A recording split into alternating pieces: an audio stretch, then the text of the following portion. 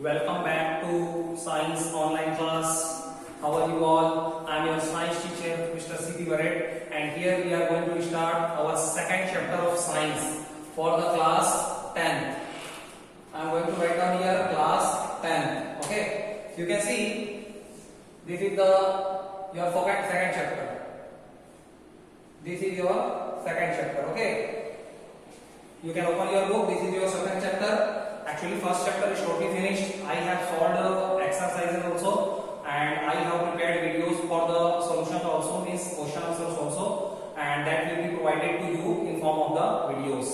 So आपको जो first chapter के जितने भी क्वेश्चन आंसर्स हैं, चाहे वो वेरी शॉर्ट हो, उसके सारे क्वेश्चन आंसर्स मैंने राइट करने के बाद उसके पीडीएफ भी आपको मिलने वाले हैं, और आपको नोटबुक में लिखने के लिए वीडियोस भी मिलेंगे.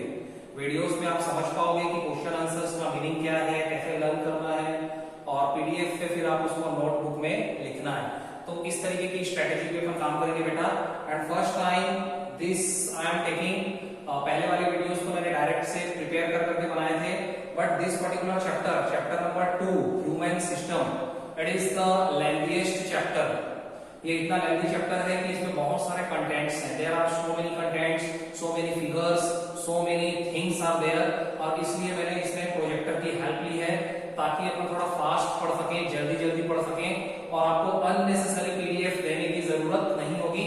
इसका जो भी पीडीएफ का कंटेंट होगा वो अपने की पॉइंट्स जो होंगे, जो back side of the book में लिखे हुए हैं, उसको अपन पीडीएफ के रूप में राइट डाउन करेंगे और क्वेश्चन आंसर्स पे आएंगे. ठीक है, क्वेश्चन आंसर्स भी अगर आप देखना, ठीक है, सेकंड चैप्टर का क्वेश्चन आंसर्स देखना. There are varieties of question answers, बहुत सारे वेराइटी है बेटा, बहुत सारे क्वेश्चन आंसर्स हैं, इसलिए इसको थोड़ा जल्दी अपने को करना है. और अपने को बेसिक क्या समझना है कि चैप्टर के अंदर है क्या. Actually there are so many things जिसको आप पहले से भी जानते हो. तो अब अपन चैप्टर स्टार्ट कर रहे हैं. Look here, human system this means human के बॉडी के अंदर कितने प्रकार के सिस्टम्स काम करते हैं, वर्क करते हैं, इसी के बारे में रीड करना है. लुक हियर, सबसे पहला जो भी मैंने अंडरलाइन कर रखा है ना, वो इंपॉर्टेंट है. देखो क्या लिखा है, human body is a unique and complex structure whose function regulates by the mutual coordination. mutual coordination कहने का मतलब होता है, mutual मतलब एक दूसरे की हेल्प करना, coordination मतलब होता है हेल्प. तो ह्यूमन का बॉडी एक यूनिक मतलब एकदम स्पेशल, कॉम्प्लेक्स कहने का मतलब विस्तृत, इजी प्रोसेस नहीं है. ह्यूमन के बॉडी के अंदर जितने भी फंक्शंस होते हैं वो इजी प्रोसेस नहीं है, और एक इस तरीके से इसके जितने भी फंक्शंस होते हैं वो रेगुलेट किसके द्वारा किए जाते हैं, by the mutual coordination of the different structural unit. अपने बॉडी के अंदर जो अलग अलग ऑर्गन्स होते हैं, सबकी हेल्प की वजह से हर एक फंक्शन परफॉर्म होता है. आगे देखते हुए, the organisation of the body starts with the, ये अपन पढ़ने की जरूरत नहीं है, बहुत सारी चीजें जो मैंने अंडरलाइन कर रखी है बेटा, अपने को अंडरलाइन वाली चीजों को ही बेसिकली क्या करना है, अंडरस्टूड करना है. Look here, okay, right now see. अब देखो, all the living organisms are made of the cells. जो मेन पॉइंट है उसको मैं रीड आउट करूंगा, उसी को एक्सप्लेन करूंगा. All the living organisms are made of cells. आप सभी को मालूम है कि हमारे बॉडी का जो निर्माण हुआ है, जो स्ट्रक्चरल यूनिट है, उसको क्या बोलते हैं अपन, सेल, कोशिका. जिस तरीके से एक पूरी की पूरी बिल्डिंग बनती है वो ईंटों के ब्लॉक से बनती है, सेम लाइक दैट अपनी बॉडी का जो स्मॉलेस्ट पार्ट है that is called cell. Cell is the, इसको आप देखो, cell is the fundamental structural and functional unit of the human body. Cell को क्या बोला गया है बेटा, फंडामेंटल मतलब मुख्य रूप से, स्ट्रक्चरल कहने का मतलब जिससे कि शरीर बना हुआ है, ठीक है, एंड फंक्शनल कहने का मतलब यही फंक्शन भी करता है. तो सेल को स्ट्रक्चरल और फंक्शनल और स्मॉलेस्ट यूनिट माना गया है इसका, ह्यूमन बॉडी का. The cell has a very complex system of the organelles. Organelles कहने का मतलब 9th क्लास में आपने पढ़ा होगा कि जो सेल होता है उसके अंदर भी और छोटे छोटे पार्टिकल्स होते हैं, उसको अपन ऑर्गेनेल्स बोलते हैं. जैसे साइटोप्लाज्म, ठीक है, जैसे माइटोकॉन्ड्रिया, जैसे राइबोसोम्स, ठीक है, जैसे Golgi bodies.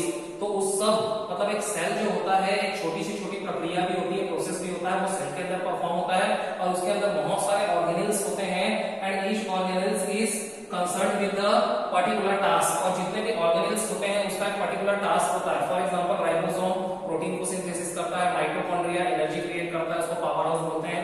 There are so many things, ठीक है. तो इस तरीके से चीजें हैं. Thus there is a division of the labor at the cellular level. मतलब ये है डिवीजन ऑफ द लेबर, मतलब काम बटा हुआ होता है. सेल के अंदर भी काम बटा हुआ होता है, छोटे छोटे से जो पार्ट्स होते हैं, ऑर्गेनल्स होते हैं, उनका भी एक पर्टिकुलर टास्क होता है, और सबका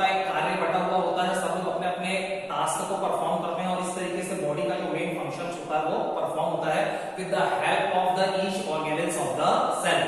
आगे पढ़ते हैं बेटा, ठीक है। अब देखो होता क्या है, such higher and higher grouping of the cells, grouping of the cells मतलब सेल का जो ग्रुप होता है उसको अपन बोलते हैं टिश्यू। क्या बोलते हैं बेटा, tissue. It is known as the level of the organisation. कहने का मतलब ये है ग्रुपिंग ऑफ द सेल्स, अलग अलग सेल्स अपने आपस में ग्रुप बना लेते हैं, उसको टिश्यू बोला जाता है।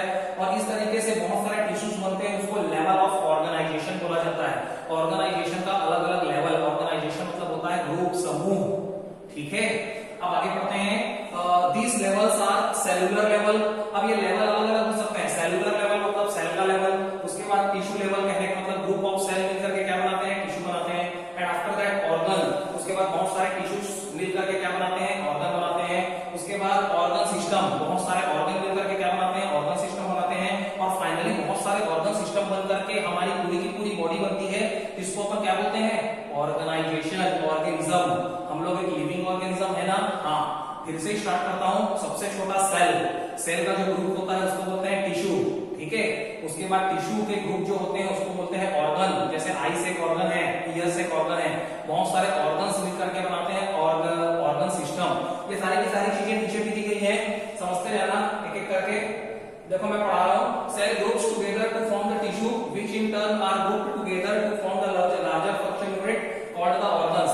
सेल आपस में ग्रुप होकर के टिश्यू बनाते हैं, और वही टिश्यू आपस में ग्रुप होकर के एक लार्ज फंक्शनल यूनिट बनाते हैं, जिसको ऑर्गन कहते हैं।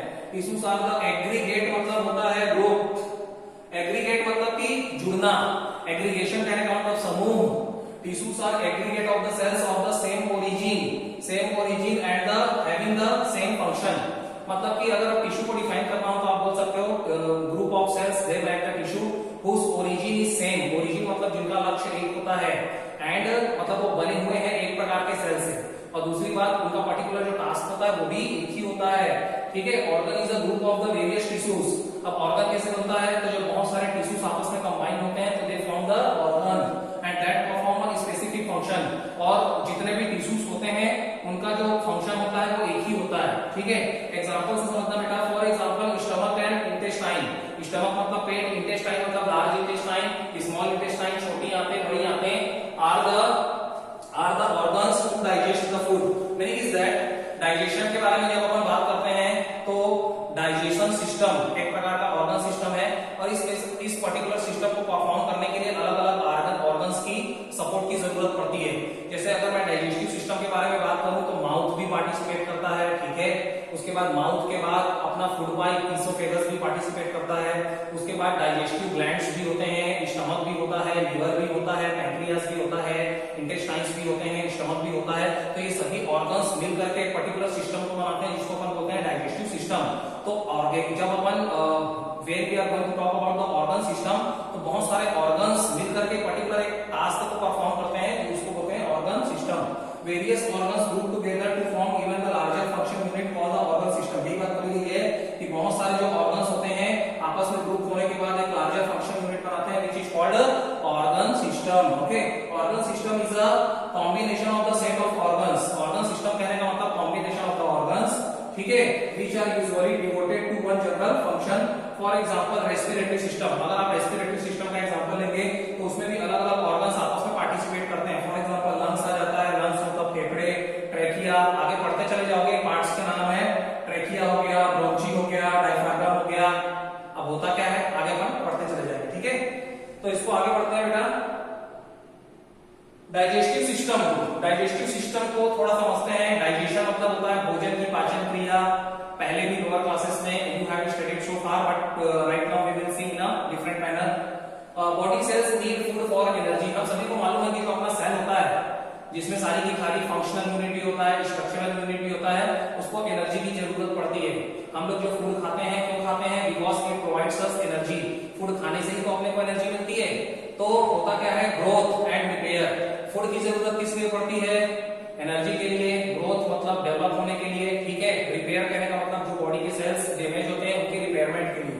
अब देखो, however the food that we eat is quite different state from the one that can be used by the cells in the body. Meaning ये हुआ कि जो फूड हम खाते हैं एक्चुअल में सेल उसको उस रूप में एब्जॉर्ब नहीं करता है, तो उस फूड का डाइजेशन होना बहुत जरूरी है। जो कॉम्प्लेक्स फूड पार्टिकल्स होते हैं जिसमें डिफरेंट डिफरेंट प्रकार के न्यूट्रिएंट्स होते हैं लाइक कार्बोहाइड्रेट, प्रोटीन, विटामिन, उनका स्मॉलर फॉर्म में टूटना, ब्रेकडाउन होना जरूरी है और इसी प्रक्रिया को ही डाइजेशन बोला जाता है। आप यहाँ से समझिए the process of digestion takes place, ठीक है। दिस प्रोसेस मैक्स द, ये यहाँ लिखा है डाइजेशन, इसको मैं रब कर रहा हूं, देखना ये आप अंडरलाइन करो। The process of breaking down of complex substance into the simple substance is known as digestion. Digestion होता क्या है? It is the breakdown process of the, it is the breakdown process, ठीक है। ब्रेकडाउन प्रोसेस मतलब टूटने वाला process है in which the complex food particles it is breaking down into the simpler form. Complex जो फूड सब्सटेंस होते हैं, particles होते हैं, उनका सिंपलर फॉर्म में टूटना, कन्वर्ट होना, that is called the digestion process, ठीक है। अब होता क्या है, नेक्स्ट पे आ जाएंगे। The process of digestion takes place by means of the groups of the organs which form the digestive system. अब ये जो डाइजेशन का प्रोसेस होता है ये पर्टिकुलर एक ऑर्गन के द्वारा तो होता नहीं है। So there are the different organs, group of organs. Group of organs कहने का मतलब बहुत सारे अंगों का समूह जो होता है, एक्चुअली दे परफॉर्म टुगेदर, वो सभी एक साथ परफॉर्म करते हैं और अल्टीमेटली फिर प्रक्रिया परफॉर्म होती है, तो इसको बोला जाता है digestive system. This is a very complex process and it is performed by the group of the organs which participate together and they perform the particular task. So this is known as digestive system. ये बात लिखी हुई है। और होता क्या है, this system enables conversion of the ingested food into the simpler form. इसमें क्या होता है, ingested food मतलब जो अपन भोजन अंदर लेते हैं, खाना, ingested मतलब अंदर गया हुआ भोजन, वो simpler form में कन्वर्ट होता है। एंड ह्यूमन डाइजेस्टिव सिस्टम के अलग-अलग पार्ट्स दिए गए हैं। लुक हियर बेटा, आगे बढ़ते हैं, आगे बढ़ते जाओ। देखो ये डाइजेस्टिव सिस्टम है, आपको मालूम है सैलिवरी ग्लैंड्स, ये जो अपना चीक्स होता है ना, कान के नीचे का हिस्सा, यहाँ पे बहुत सारे सैलिवरी ग्लैंड्स होते हैं। ये गाल, इसको मैं रब करता हूं, ओके। लुक हियर,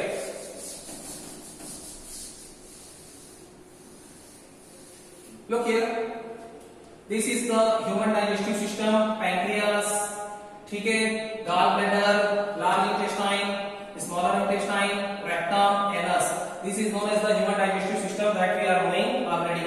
अब आगे बढ़ते हैं बेटा, ऑर्गन्स कौन कौन से होते हैं डाइजेस्टिव सिस्टम में, कौन कौन से ऑर्गन्स पार्टिसिपेट करते हैं? लुक हियर, एक तो होता है माउथ, दूसरा होता है फाइंस, ठीक है, फेरिंग्स, सब पार्ट्स के बारे में अलग से पढ़ने वाले हैं, ठीक है, फेरिंग्स। थर्ड होता है इसोफेगस, इसको फूड पाइप भी बोलते हैं, इसोफेगस को हम लोग फूड पाइप भी बोलते हैं, भोजन नलिका। स्टमक आपको मालूम है, पेट, स्मॉल इंटेस्टाइन छोटी आंत, लार्ज इंटेस्टाइन बड़ी आंत, और लास्ट में होता है रेक्टम। डाइजेस्टिव ग्लैंड्स न केवल ऑर्गन्स परफॉर्म करते हैं बल्कि बहुत सारे डाइजेस्टिव ग्लैंड्स की भी इसमें भूमिका होती है, उनका भी सहयोग होता है, सपोर्ट होता है। और कौन कौन से डाइजेस्टिव ग्लैंड्स होते हैं? पहला होता है स्लाइवरी ग्लैंड्स। स्लाइवरी ग्लैंड्स जो सलाइवा जो माउथ में होते हैं, माउथ में बहुत सारे स्लाइवरी ग्लैंड्स होते हैं और वो एक पर्टिकुलर जूस प्रोवाइड करते हैं जिसको अपन सलाइवा बोलते हैं, लार, और उसकी वजह से कार्बोहाइड्रेट का ब्रेकडाउन होता है, ठीक है, into the smaller form. Next होता है लीवर, मालूम है liver is the largest gland of the human body, मालूम है कि नहीं? और ये एक जूस प्रोवाइड कराता है, डाइजेस्टिव जूस, जिसको बोलते हैं अपन बाइल जूस। थर्ड है पैंक्रियास, पैंक्रियास के बारे में सभी को मालूम है। और ये कहाँ पे होता है बेटा? पैंक्रियास जो होता है वो स्टमक के नीचे भाग में होता है, ठीक है, it is situated below the stomach, और ये भी एक डाइजेस्टिव जूस प्रोवाइड कराता है, पैंक्रियाटिक जूस, ठीक है। और ये क्रीम कलर का ऑर्गन होता है, और लीवर से सेकंड लार्जेस्ट ऑर्गन होता है, लार्जेस्ट ऑर्गन तो लीवर होता है, और उसके बाद जो सेकंड ग्लैंड होता है सेकंड नंबर में, उसको बोलते हैं pancreas. The human digestive system includes the alimentary canal and associated glands. ये बात लिखी हुई है, ह्यूमन डाइजेस्टिव सिस्टम में क्या होता है, इट इंक्लूड्स, ये क्या क्या इंक्लूड करता है? Alimentary canal. एलिमेंट्री कैनाल कहने का मतलब भोजन नलिका, है ना, एंड एसोसिएटेड ग्लैंड्स, एसोसिएटेड मतलब जुड़े हुए, ग्लैंड्स मतलब बहुत सारे ग्लैंड्स भी उसमें जुड़े हुए होते हैं। तो डाइजेस्टिव सिस्टम के बारे में जब भी बात करेंगे तो दो चीजें इसमें आती है, एक तो एलिमेंट्री कैनाल और एक होता है associated glands. Alimentary canal actual में क्या होता है? It is a continuous tube of about 8 to 10 metre in the length, 8 से 10 मीटर लंबी एक नलिका होती है, which starts from mouth and ends with the anus। मतलब कि हम लोगों ने भोजन कहां से लिया? माउथ से लिया। तो माउथ से भोजन लेने के बाद जो एक लंबी नलिका चलती है माउथ से होकर के, जो फाइनली एनस पे खत्म होती है, जहां से वेस्ट प्रोडक्ट बाहर आते हैं, इस लंबी नलिका को जो 8 से 10 मीटर लंबी होती है, ट्यूब लाइक स्ट्रक्चर होता है, actually it is called alimentary canal. Okay, it is also known as the digestive canal. इसको डाइजेस्टिव कैनाल भी बोला जाता है क्योंकि पूरा का पूरा डाइजेशन प्रोसेस ही इसमें फिनिश होता है। नेक्स्ट देखो एलिमेंट्री कैनाल के फंक्शन क्या क्या हो सकते हैं। पहला digestion of the food, main function तो यही है digestion of the food. Second है एसिमिलेशन ऑफ द फूड। अच्छा एसिमिलेशन मतलब होता क्या है बेटा, एसिमिलेशन मतलब न्यूट्रिएंट्स को अब्सॉर्ब करना, एसिमिलेशन मतलब होता है न्यूट्रिएंट्स को अब्सॉर्ब करना।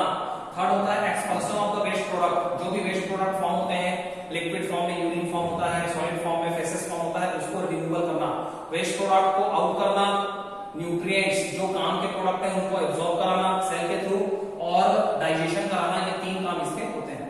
The digestive system is composed of the secretions that are largely responsible for breaking down of the food. Digestive system में बहुत सारे सिक्रीशंस, कहने का मतलब लिक्विड जूसेस भी प्रोड्यूस होते हैं और उनका भी डाइजेशन में रोल होता है। ओके, उसके बाद देखो these are termed as the digestive juices, जो भी सिक्रीशंस, बहुत सारे ग्लैंड्स होते हैं उनसे एक सिक्रीशंस निकलता है, लिक्विड जैसा सब्सटेंस निकलता है और उनकी हेल्प से ही डाइजेशन होता है। उनकी हेल्प से जो न्यूट्रिएंट्स होते हैं जैसे कार्बोहाइड्रेट, प्रोटीन, विटामिन, फैट्स, वो स्मॉलर फॉर्म में टूटते हैं। कार्बोहाइड्रेट जो होता है वो शुगर के फॉर्म में टूट जाता है, प्रोटीन जो होता है वो अमीनो एसिड में टूट जाता है, फैट जो होता है वो फैटी एसिड में टूट जाता है। तो इस तरीके से कॉम्प्लेक्स न्यूट्रिएंट्स का स्मॉलर फॉर्म में टूटना ये किसकी हेल्प से होता है, सिक्रीशंस की वजह से होता है। सिक्रीशन कहां से मिलता है, ग्लैंड से मिलता है। तो ये सारी प्रक्रिया इसको डाइजेस्टिव जूसेस बोलते हैं। Various digestive juices are produced by the different organs, अलग-अलग ऑर्गन अलग-अलग प्रकार के डाइजेस्टिव जूस को प्रोड्यूस करते हैं। अब देखो ये एग्जांपल पढ़ते जाओ। सलाइवा, सलाइवा कौन प्रोड्यूस करता है, salivary gland. Intestinal juice, intestinal juice कौन प्रोड्यूस करता है, इंटेस्टाइन, स्मॉल इंटेस्टाइन। अब आगे देखो पैंक्रियाटिक जूस, पैंक्रियाटिक जूस कौन प्रोड्यूस करेगा, पैंक्रियास, ठीक है। बाइल जूस कौन प्रोड्यूस करता है, लीवर। तो ये सारी जितने भी ग्लैंड्स होते हैं ना, ये डाइजेस्टिव जूस प्रोवाइड कराते हैं। आगे बढ़ते हैं बेटा, ठीक है।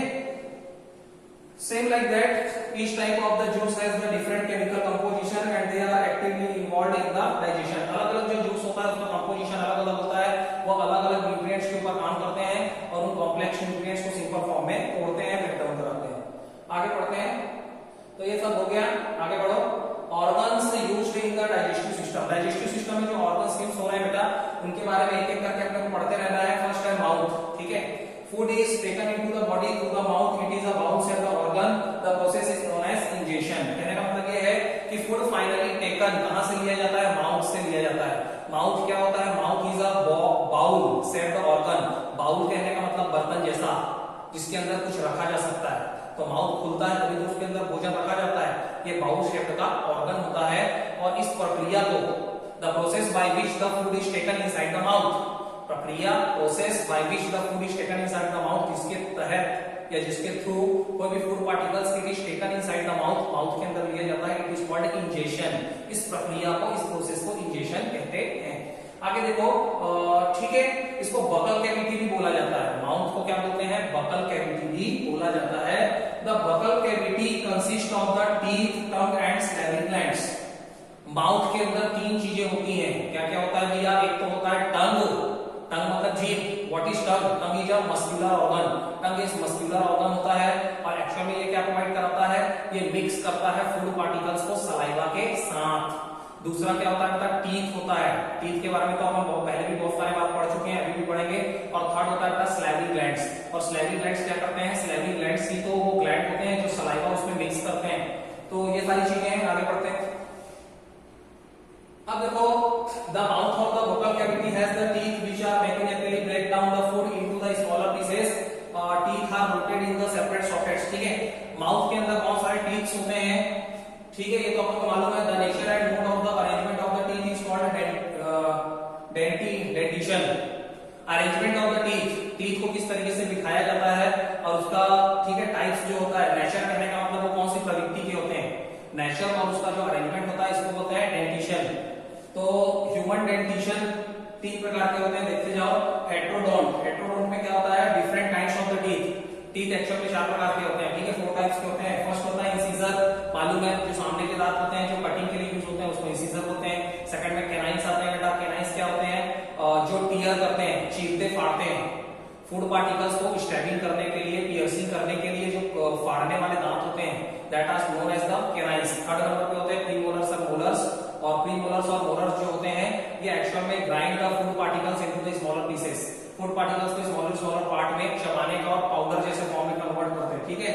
तो इनका नाम देखो, इंसिजर पाइप होते हैं, प्रीमोलर्स को पीएम बोलते हैं, मोलर्स को एम बोलते हैं, और ये मैस्टिकेशन के लिए यूज होता है। मैस्टिकेशन कहने का मतलब फूड पार्टिकल्स को स्मॉलर स्मॉलर पीसेस में ब्रेक डाउन करना, पाउडर फॉर्म में कन्वर्ट करना, बिल्कुल चूरा चूरा करना, इस प्रोसेस को मैस्टिकेशन बोला जाता है। आगे देखो थेकोडोन क्या होता है? These are the teeth embedded in the sockets of the jaw bone.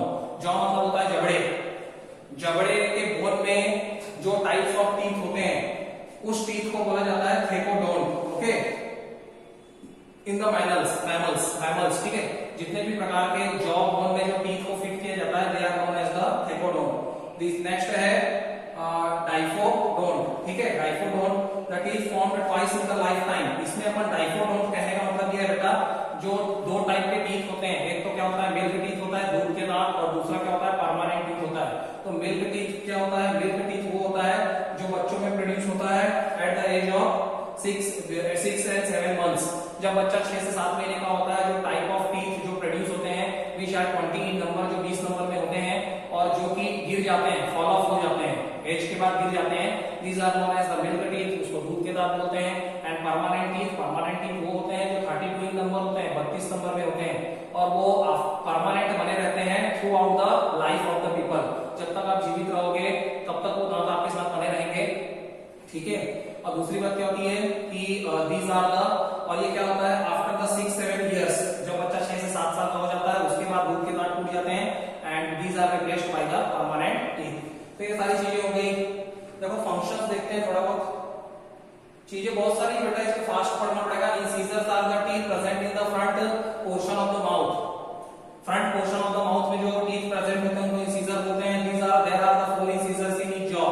Her jaw में 4 इंसिजर्स पाए जाते हैं, 4 आपने देखा होगा, 2 ऊपर 2 नीचे। These are used for the biting and cutting food particles को बाइटिंग मतलब चबाने काटने के लिए, कटिंग मतलब कट करने के लिए यूज करते हैं। नेक्स्ट है canines are located next to the incisor. Incisor के जो नेक्स्ट नंबर के जो दांत होते हैं, ठीक है, टीथ होते हैं, उनको कैनाइस बोला जाता है। And these are there are the 2 canines in each jaw. हर जबड़े में 2 कैनाइन होते हैं। कैनाइन को समझना है तो जब भी टाइगर अपना मुंह फाड़ता है तो जो 4 दांत दिखते हैं बड़े बड़े, वही तो कैनाइस।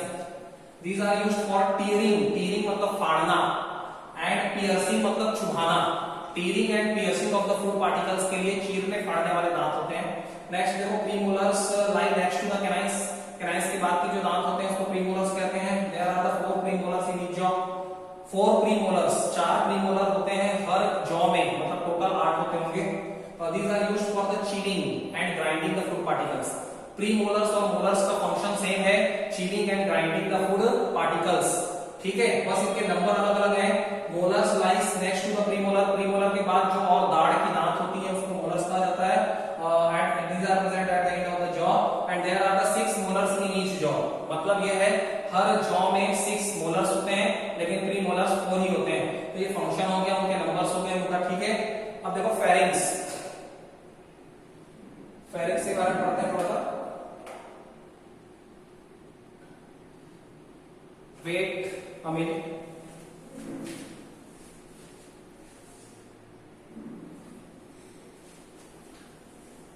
देखो बेटा थोड़ा सा फास्ट चलते हैं, ठीक है, चीजें बहुत एक्सप्लेन हुई हैं, बहुत सारी चीजें एक्सप्लेन करने की होती हैं, तो होता क्या है, इसलिए थोड़ा सा फास्ट चलेंगे। देखो फेरिंग्स, अब हर चीजों को समझना फास्ट। फेरिंग्स क्या होता है? Pharynx is the common passage for the digestive and respiratory system.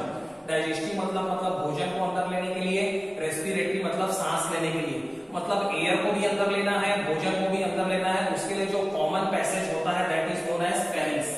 आगे पढ़ना, its position in our human body is the back side of the फेल्वर लिंगुअल और पैलेट। मतलब जो अपना ये जीभ जहां पे फिनिश होता है और जहां से गला स्टार्ट होता है, तो back side of the mouth में ये स्थित होता है, लोकेट होता है, ऑन फेरिंग्स। आगे देखिए, it looks like a sac और फ्लास्क सैक। सैक कहने का मतलब थैला, फ्लास्क सैक। इसका जो शेप या आकार होता है वो फ्लास्क के शेप का होता है। Food passes from the pharynx to the oesophagus. Oesophagus होता है फूड पाइप, मतलब भोजन नलिका, इसोफेगस और माउथ के बीच में जो बीच का पार्ट होता है उसको ही अपन क्या बोलते हैं? फेरिंग्स। मतलब ये माउथ को इसोफेगस से जोड़ता है और फूड पार्टिकल्स को इसोफेगस को देता है, ठीक है। द फेरिंग्स ड्यू टू इस स्ट्रक्चरल फीचर, ठीक है। देखो determines that food must not be enter into the respiratory canal or air into the food canal. इसका मेन फंक्शन क्या होता है? फेरिंग्स का मेन फंक्शन ये होता है बेटा कि ये इस चीज को डिटरमाइन करता है कि कोई भी फूड पार्टिकल्स जो है ना, क्योंकि ये कॉमन पैसेज होता है, ठीक है, तो ये डिटरमाइन ये करता है कि कोई भी फूड पार्टिकल्स को एयर विंड पाइप में फ्लो ना हो। एक्चुअल में यहाँ से दो पाइप होती है, एक होता है विंड पाइप और दूसरा होता है फूड पाइप। तो कोई भी फूड पार्टिकल्स विंड पाइप में फ्लो नहीं होना चाहिए, इस चीज की सुनिश्चितता ये करता है। आगे देखो, it is divided into the 3 parts. ये 3 पार्ट में डिवाइड होता है। ओके, फर्स्ट इज द नेसोफेरिंग्स, जिसको बोलते हैं नेसल पार्ट ऑफ द फेरिंग्स, मतलब जो नाक से जुड़ा हुआ फेरिंग्स का पार्ट होता है उसको नेसोफेरिंग्स बोलते हैं। ओरोफेरिंग्स कहने का मतलब oral part of the pharynx, जो माउथ से जुड़ा हुआ पार्ट होता है उसको अपन ओरोफेरिंग्स बोलते हैं। एक्चुअली मैं हाफ एन आवर का एक लेक्चर बनाऊंगा, ठीक है, 5-7 मिनट और बच चुके हैं, तो ये फिनिश कर रहा हूं मैं जल्दी, ठीक है। लैरिंगोफेरिंग्स कहने का मतलब होता है लैरिंगल पार्ट ऑफ द फेरिंग्स।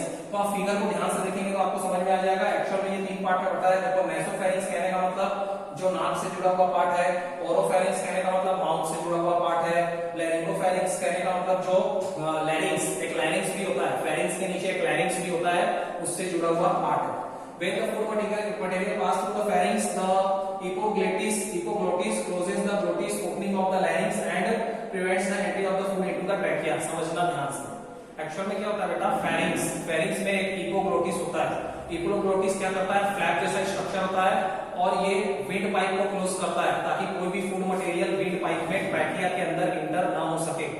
तो समझना, sometimes when we eat to fast और rough while eating a little air pipe remains due to which the food particles may enter the larynx. अपने को लैरिंग्स और ट्रेकिया में फूड पार्टिकल्स को जाने से रोकना है। तो रोकता कौन है, एपिग्लोटिस या ग्लोटिस, ठीक है। तो यहाँ पे ये वर्क में आता है और इसीलिए अपने को हिकअप्स कहने का मतलब हिचकी आने लग जाती है। ओवरऑल अपने ये समझा कि फेरिंग्स एक कॉमन पैसेज होता है और ये फूड पार्टिकल्स को इसोफेगस से जोड़ता है और इसका मेन फंक्शन ये होता है, इसके पास एक एपिग्लोटिस होता है, फ्लैट लाइक स्ट्रक्चर होता है और ये क्या करता है, उस टाइम पे विंड पाइप को क्लोज कर देता है। खाना खाने के टाइम विंड पाइप को क्लोज कर देता है ताकि कोई भी फूड पार्टिकल की एंट्री लैरिंग्स के अंदर ना हो पाए, विंड पाइप के अंदर ना हो पाए, ट्रैकिया के अंदर ना हो पाए। और इसी बातों को घुमा घुमा के बोला गया। नेक्स्ट देखो, इसोफेगस क्या होता है, तो बस यहीं पे अपन फिनिश करना है। Oesophagus is a muscular tube with the 25 cm long which conducts slightly digested food from the mouth into the stomach. Oesophagus कहने का मतलब फूड पाइप, भोजन नलिका। इसोफेगस को आप बोल सकते हो बेटा फूड पाइप। एक तो विंड पाइप होता है और इसोफेगस होता है फूड पाइप। अपन ने अभी फेरिंग्स के बारे में पढ़ा, फेरिंग्स के नीचे होता है oesophagus. Oesophagus is a muscular tube, एक प्रकार का मस्कुलर ट्यूब होता है, 25 सेंटीमीटर लॉन्ग होता है, which conducts slightly digested food. Slightly digested food इसलिए बोला जा रहा है क्योंकि माउथ के अंदर भी फूड पार्टिकल्स का थोड़ा सा डाइजेशन हो चुका होता है। जो कार्बोहाइड्रेट्स होते हैं वो स्टार्च में टूट चुके होते हैं, शुगर में सिंपलर फॉर्म में टूट चुके होते हैं। तो स्लाइटली डाइजेस्टेड फूड को ये फाइनली कहां लेकर के जाता है, स्टमक मतलब पेट के अंदर लेकर के जाता है। In the next part we will study the rest part of the digestion. Till then thank you so much.